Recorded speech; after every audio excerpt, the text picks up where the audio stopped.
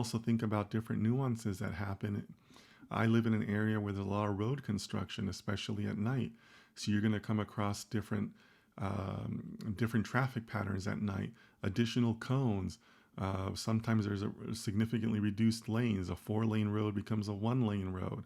There's detours. There's bridges that are closed overnight, so on and so forth. So many nuances to driving that it's really almost inevitable that these cars are going to run into those problems with those algorithms.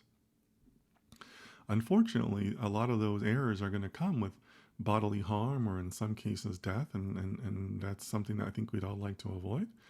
But I think that we're going to start seeing a bigger trend of more and more of these types of articles coming out as more and more vehicles become more available, as Tesla rolls out its self-driving capabilities to more cars, which it seems to have done more in the recent months.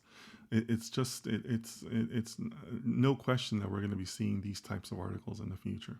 So we'll have to keep an eye on that and see where all of this lands.